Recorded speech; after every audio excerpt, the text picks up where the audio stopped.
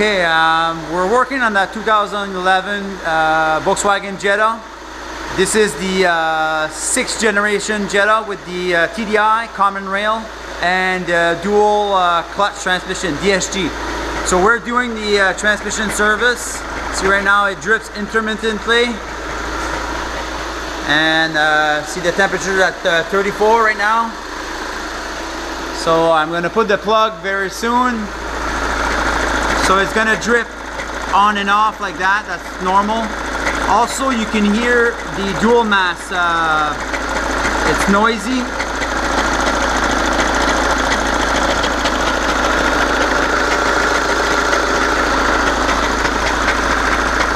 So it's noisy. This car has 185,000 kilometers. We're doing the timing belt today also. So right now it's got 34 degrees Celsius. We're going to put the plug pretty soon at 35.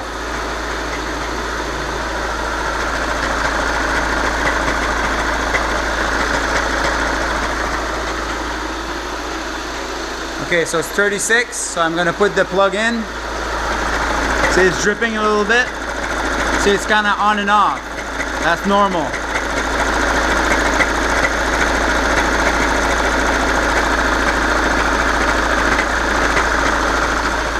So I'm gonna get this tight.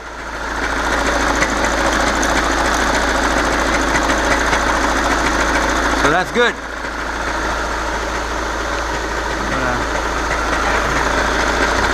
Wipe it down. It's a dual clutch transmission. The mileage on it is at around 185,000 kilometers. So I'm doing the timing belt kit, which includes this big roller, this tensioner, the smaller idler, and a medium one, and this is the water pump. This is it has a metal impeller, and this is the replacement timing belt. So it's a Continental. It's made in Germany, and it comes in a kit like this. This is APU, made in Germany also. So they make a kit. So in order to replace the timing belt, it makes it easier. Everything is in one box. And so I have the engine at top dead center, and I have removed the belt. As you notice, on this particular engine, it's a little bit like a BRM engine. You don't have to remove the engine bracket, so you'll never have to support the engine. So right now I have the locking tool, one of the locking pin on the camshaft, and the other one here is on the fuel pump. And as you notice, the fuel pump is adjustable. You know, it's slotted. And the same thing for the camshaft. The camshaft pulley is very similar to a BRM. I don't know if it's the same part number or not, but it looks very similar. So then again, it's slotted here too. So basically, you have the tool locked on the cam, lock on the fuel pump. And I have a locking tool. You gotta remove the inner fender on a MK6 Jetta. The inner fender is one piece. So the inner fender is one piece like this. So you got to remove the whole thing. Like on the Mark V, just the front section can be removed. So right now the engine is at top dead center. I have the locking tool on it. So right now, see the locking pin. So you see the hole, okay, from there. And then I've got this pin here, and you just push it in, and it fits, okay? So the engine is at top dead center.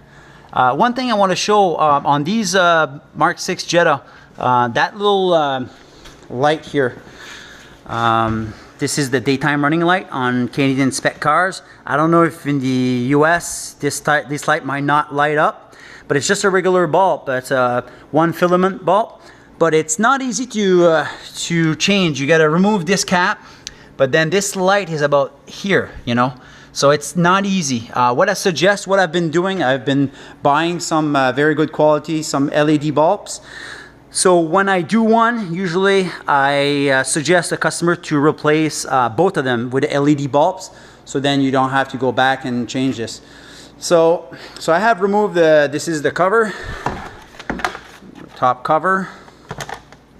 And the fuel filter right now is removed. I'm going to put a brand new fuel filter. And the transfer pump here is removed from the side. and everything else here that was here, the container and all that stuff, I've removed, so it gave me more access. And in the repair manual, I haven't really looked at it that much, but I'm pretty sure you got to remove this. The main reason is the tensioner. You see the hole on the cylinder head here for the stud right here. Okay, so this is the original tensioner. All right, so what I've done, usually what I do if the tensioner is stuck like this, I use like a vice grip on the stud. Okay, so I use a vice grip. It damages the thread here, but it doesn't really matter because this is the end where it really screws. There is a replacement one that comes with it. So this one I already put it on there. It's here. Okay, so in other words, you put the tensioner into place and then you screw it, and then you use a small vice grip and then just give it a little torque, and then you could remove without removing this. So this it saves time, and also you don't play with these bolts because every time you unscrew this and you torque this, it wears the threads. It's aluminum threads, so you could have a thread strip. So the less time you fool around with this, the best, or the better. So anyway, so it gives you an idea. So I'm gonna show you once the engine is running, and also once the belt is also rerouted and everything. And I'm gonna change the alternator belt at the same time. See, the alternator pulley is in good shape. When you spin the alternator, you should hold it and then it should slip. Okay, so that means this pulley here is in good shape. So it's a clutch pulley. And also there's another little roller here. Little roller, just make sure that the bearing's in good shape. And I'm gonna put a new serpentine belt. So you can see a little crack here. So I'm gonna put a new one.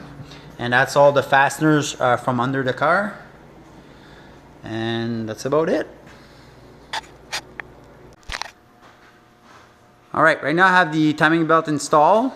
So I have torqued all the bolts. As you can see, I put some yellow paint just to remind me that I've done it. So everything is done. The two locking pin fits. See here, the one on the camshaft fits real easy. The one on the fuel pump, see, it fits. And also, as you can see, also the where the timing belt goes on the top, see the tension. And also I have the I'm gonna get my light here. All right, see the on the timing mark here, the tool fits. I have two tools. This is the factory type, which engages in the timing belt cogs. So this one fits. There is a little mark under here, okay, and this one fits. So the tool fits. It's top dead center, and the timing belt is installed. So so everything else seems to be perfect. So the tension and everything is perfect. So I've torqued and everything. Okay, so I have finished installing the timing belt kit, which includes the water pump and all the rollers. Right now it's full of coolant. I was going to replace the thermostat. I'm going to do it tomorrow, but I want to test a cold start this morning, so we're going to see how it starts. But I had an issue with a number 4 glow plug on this particular engine. It had a fault, actually 2 or 3 fault for the glow plug number 4. So what I've done, I removed the number 4 glow plug and then I put it to the number 1. And now it doesn't seem to have any fault. But and tomorrow I'm going to do the thermostat. I noticed that the temperature, the thermostat is right here. In the repair manual they mentioned that you have to remove this and probably the hose, or just maybe put it aside. But anyway, the thermostat is in this hole here, as you can see here. So I changed the fuel filter. I primed the fuel filter with the scan tool. When the scan tool runs, there's a auxiliary pump this pump, there's a pump here, and there's one in the trunk, not in the trunk, but I mean in the fuel tank. So it seems to run nice. Like I said, this car has I think 185,000 kilometers on it. Just want to see. Yeah, 186 actually. 186 515. So I've done the timing belt on it and everything, and I still have the steering wheel fault because I haven't driven it yet, and the traction control. So that's as soon as I'm gonna drive, they're gonna go away. So so that's my first timing belt job on a MK6 Jetta. So that's a 2011. It's the same engine from 2011 up to 2014. 2015 is 150 horsepower. It's different engine. I would probably assume it still has a belt, but the Golf and Jetta has the same engine. The Passat is very similar, but the Passat has a water-cooled intercooler right in the front there. That's the difference. And I mean, there's other things. The Passat use urea injection. This one does not use any urea.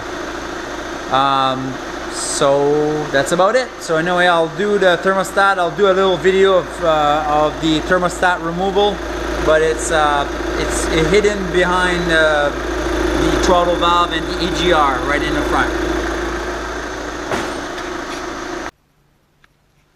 Okay, so this morning I'm doing a cold start. This is a 2011 Volkswagen Jetta. It's got around 185,000 kilometers on it. This car has had a fault for the number 4 glow plug, cylinder number 4, and it was for the pressure sensor inside the glow plug. So what I did, I switched the injector number 1 and not the injector, but the glow plug. I mean, I switched the glow plug number 1 and number 2 to see if it was not a harness issue, or just to see, because these glow plugs, they're not cheap, so I didn't want to change it for nothing. So I just switched them around. Last night when I parked the car, the fault was on number 1 now, so it seems that the glow plug itself is faulty. So what I did, I erased the fault when I parked it, and we'll see if I have it's about -7 right now. It's not very cold. It's just, at least the glow plug will come on. Okay, so I'll put the key in. See, the glow plug light is on. I'm gonna do it again. So I'm gonna go into engine. Just gonna see if see, right now there's no fault when the key was on. So the glow plug itself functions, but it's the function of the pressure sensor. So I'm just gonna turn it off, on again.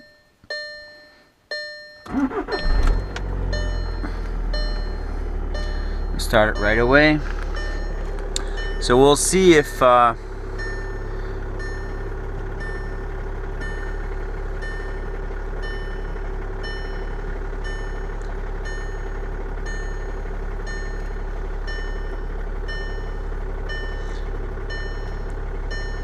so right now there's no fault. So I'm gonna let it idle for a little while and see if there's any faults just idling. So the engine, see, it's -6.5 right now. So like I said, it's around -7. So I'll let it idle, let it heat it up, and I'll see if the fault comes up. But I know it will, and then I'm gonna go for a test drive and see if the fault comes up or not. Okay, so it's been idling for a little while, not very long. But I don't know if you guys can hear this. The dual mass is a little bit noisy.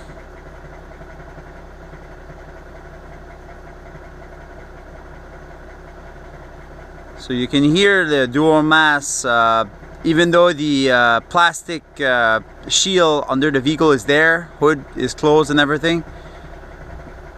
You can definitively hear it.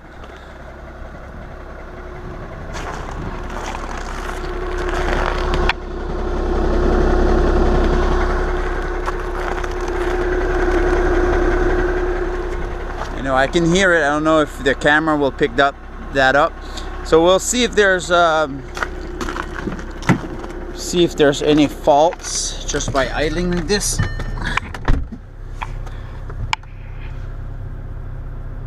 See, right now there's no fault. It doesn't seem to affect it when the engine is cold, just idling. I guess it has to run. So now I'll drive for a little while and we'll see if it comes up. Okay, right now I have driven the car a little bit. The car has actually 186,537, and I'm gonna go into the system, control unit,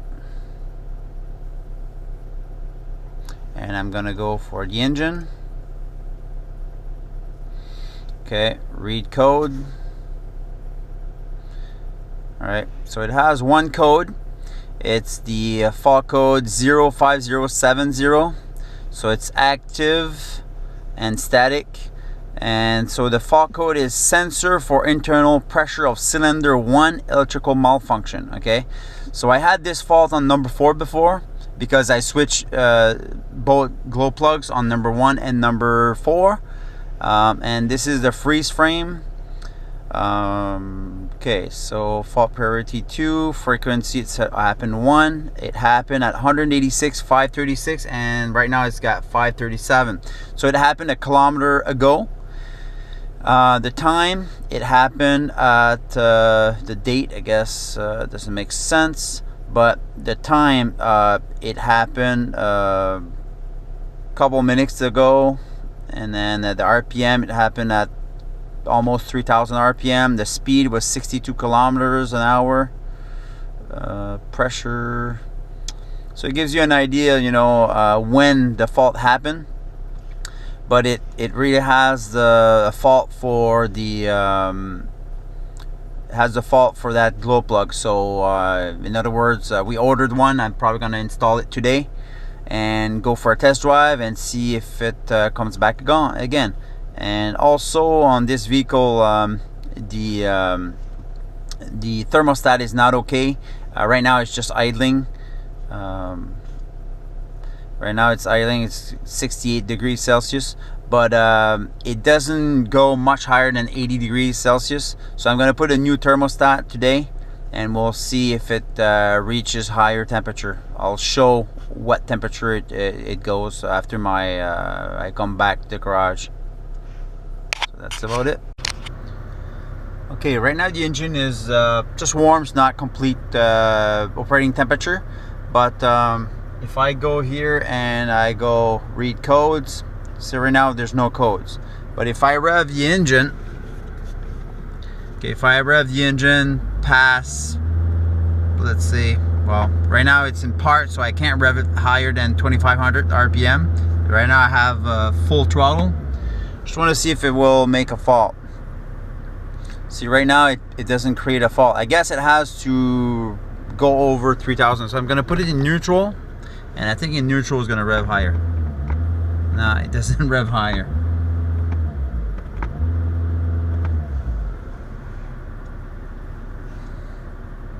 No, so there's no fault right now. So yeah, I think I have to drive in order to make it throw a code.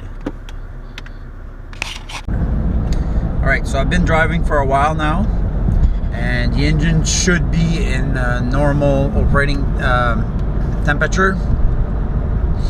And see, right now it's coming up to 81 degrees. So this is before replacing the thermostat.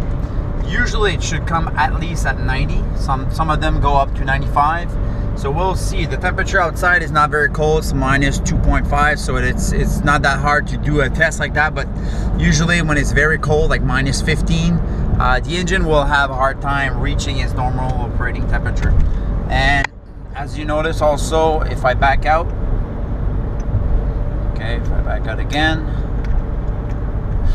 if I read the codes, okay, so right now there's one fault. Before there was like 2 faults for the cylinder number 1, and if I go and clear it, clear TDC, yes,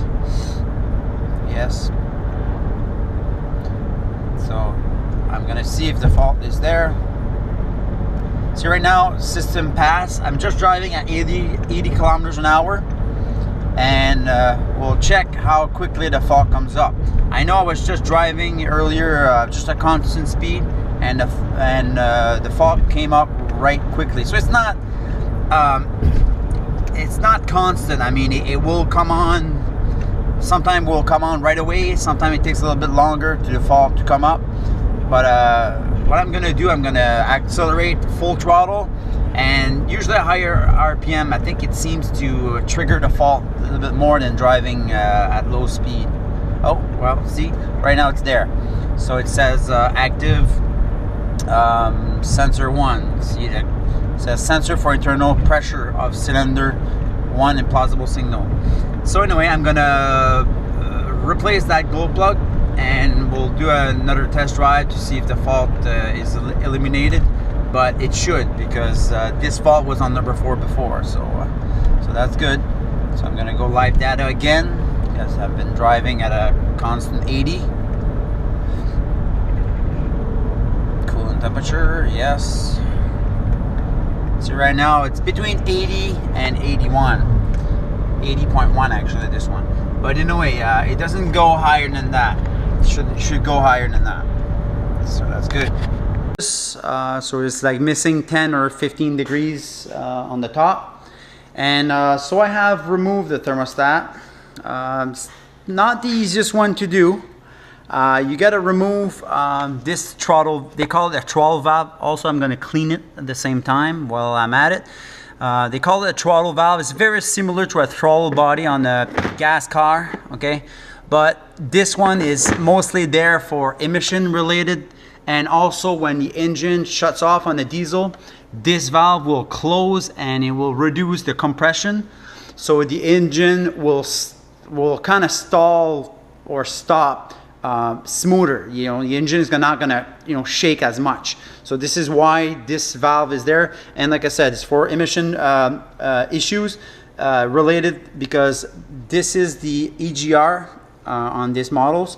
So the pipe of the EGR goes here, but this valve modulates for the emission controls. And I had to remove also the pipe. This is the charge pipe that goes from the bottom of the intercooler up to this throttle valve. You got to unplug this connector on that map sensor, or it's a pressure sensor.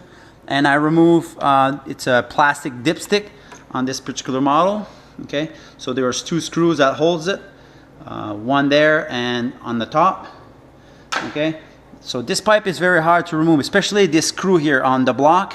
One here on the oil pan, that one is not hard, but this one is not easy. I don't know if I'm going to put it back, but anyway, we'll see. Anyway, so I've removed this. Right now the light is here. Okay, so see, this is where the thermostat was, and it hooks up to this pipe. Okay, I'm going to change that O-ring on that pipe, and it seems to be a plastic pipe, the one that is connected on the thermostat.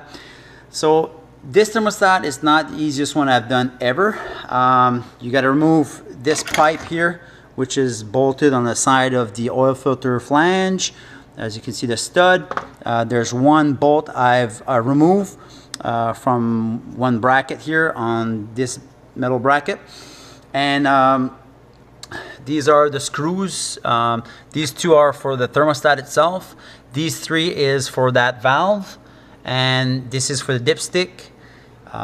And this is the bracket that holds the throttle valve. It's a bracket, these 2 bolts, and this one bolts on the bottom of the block, right on the bottom here.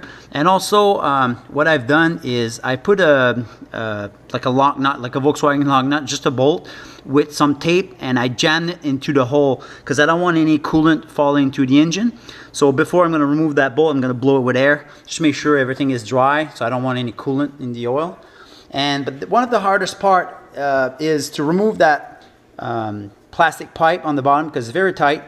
But the second hardest thing is in the back here. If you see, there is a place where there's a screw. Okay, I'm going to put the light here. Okay, so there's a light, and I'm going to move that pipe. Okay, see this move? you got to push it back as far as you can in order to remove this you know, not a quick connector, but I mean it's where that O-ring goes into the thermostat. This is the new thermostat. I like that design because of the O-ring, the way the O-ring fits in the block. There's probably less chance of having a leakage. I'm gonna probably put some Vaseline on the O-ring before installing it. This is the old one, okay? So when you remove the thermostat, you have to replace this, but the hardest part is to remove the pipe from here. All the other ones are just rubber hoses, but this one is hard to remove as hell. Especially the O-ring was dry, okay? And this is the O-ring. It's like a double O-ring, kind of side by side. This is the O-ring. And this is the famous screw. It's I think it's an 8mm 12 point or XZN, or there's triple square. I use this mini ratchet with a tip in order to go behind the oil filter flange here in the back. I had to pull the harness, see this harness? Before, this harness was against the block, so I just pulled the harness forward to give me room, and then I was able to go like behind here and with that mini ratchet and take that bolt out, because if you don't take it, it's going to be very hard to remove that thermostat. I unplugged also the connector on the alternator, so I don't want to, you know, force it or nothing. So I removed the plug-in. But the two nuts on the thermostat is very easy to remove. But basically, it's to remove the thermostat from the hole. And I'm gonna, I guess, use a little brush to brush the hole, because I see some little bit of rust.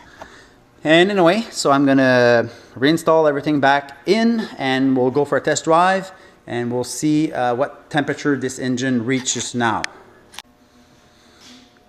Okay, so everything is installed back again. So all the harness is plugged. The thermostat is in its position. I still have to fill the container full. Still some missing. And I'm changing the glow plug on cylinder number 1. If you can see here. It's a good idea to blow with a compressed air in that hole before removing the glow plug. That's what I did yesterday. So right now the replacement glow plug is on the left side. I had put some yellow paint here just to identify which one it was. And they're both Beru. This is the brand here. This is the model. Beru.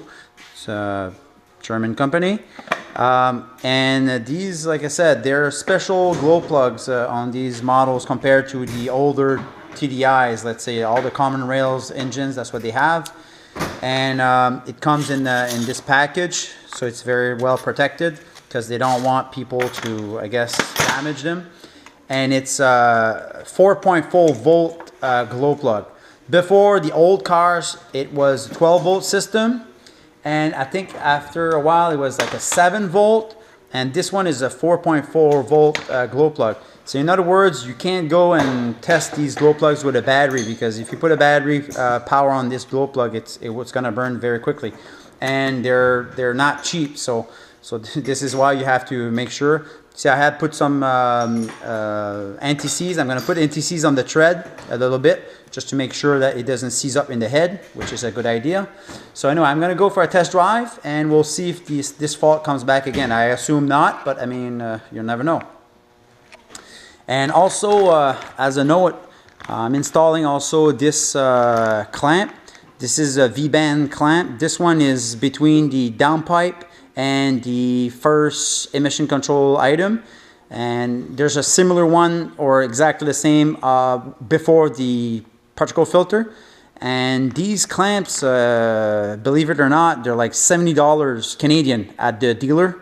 And so the other one was rusted, where the V-band clamp, and the bolt broke.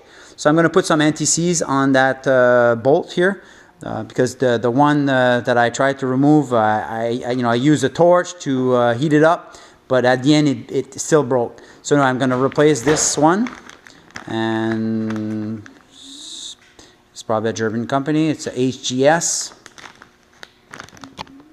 Anyway, so that's what I'm going to be putting on too. and also that clamp that I showed in the video, the exhaust clamp. And now when I started the car, when I filled it up with coolant and everything, I noticed that there was a fault in the engine computer. So I'm looking at the fault here. It's the 01151.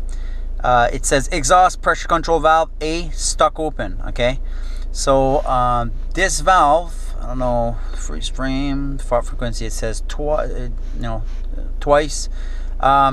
Anyway, so this fault is the exhaust flap, the one that is in the middle of the car. All common rail cars, I think maybe the Passat doesn't have it. I'm not 100% sure on that, but anyway, all these Golf and Jetta engines since 2009, they have it has a valve. It looks very similar to a throttle body, so it has a throttle plate. And this one, it says that it's stuck open. I removed the clamp and I tried to move it, and it seems to be like stuck. So anyway, so there is a warranty, like an extended warranty. So this car has 186,000 kilometers, and the warranty on it, I think, goes up to 192 or something like that. You know, it's so this car is still good for that warranty. I think that goes under the emission controls. So if you have that fault, or that particular fault, if the car is below that particular mileage, this part would be replaced free. So I'm gonna go in live data, and I'm gonna get the coolant temperature. I've been idling for a couple minutes there. So right now it's at 93. Okay. Here. Okay. So right now it's at 93. I'm gonna drive at like a speed limit, like 80 kilometers an hour. Okay, at a constant speed, and we'll see at what temperature the computer will stabilize. But it's around, before it was like 80 degrees Celsius. It would not go higher than that. And now it seems to go a little bit higher than 90, so that's what I would expect, from 90 to about 93, 95 maybe degrees Celsius when the car is full temperature and when you're driving with it. So I'm gonna put it to let's say 90. Okay, all right, so right now it's at 90 kilometers per hour, and so we're gonna check on the top number here. It says 94.5. okay, so we'll see if it's gonna go down or up. But right now the engine is at maximum temperature. It's not very cold right now. Outside is 4.5 degrees Celsius, so it's above freezing temperature. But even this morning wasn't very cold, and it never went up 80. So see, right now it's at 92.6. So you know, you want it usually over a 90 degrees Celsius.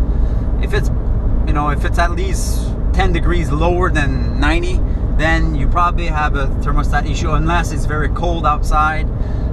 It's hard to test this thermostat when it's very cold outside. So obviously when it's like minus 15 degrees Celsius, which is quite cold, the car will take quite a long time to reach the 90 degree that I'm looking for. So now it's at 91.8.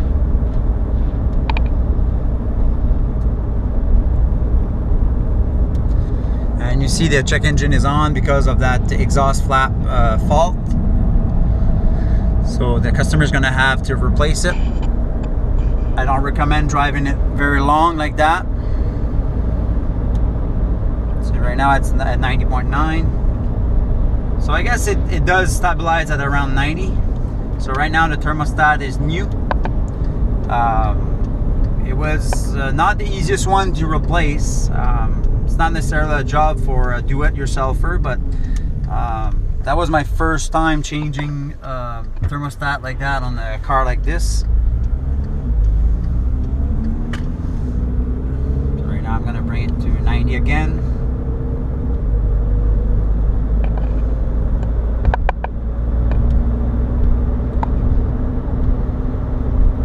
So it doesn't go below 90 degrees Celsius. It's 90.9. The maximum bit one is 95.4, if you see on the bottom max. So that's the maximum temperature it went. volts when going up again at 92. So thermostat is okay now. So now we know that it's fixed. It's just that the exhausts fall. And also I've replaced the #1 glow plug. So I'm gonna do full throttle, because when I use full throttle, a little bit of power, that full fault would come pretty quickly. Okay, right now the only fault that I see is the one for the only fault that I see is the one for that exhaust flap. So I guess there's two things fixed here, is the thermostat and also the glow plug. The pressure sensor in the glow plug wasn't functioning properly. The glow plug itself might have been okay, but there was a fault for the pressure sensor, so it would have made a check engine. So that's perfect. So now it's fixed, and we're gonna go for the next thing now. Well, next job on this car, I think it's gonna be the dual mass flywheel. So that's gonna be in a couple months or so. So it rattles in park or neutral. While driving, you don't really hear it, but it's, you know, it's advisable to replace it, not going too long with that dual mass noisy.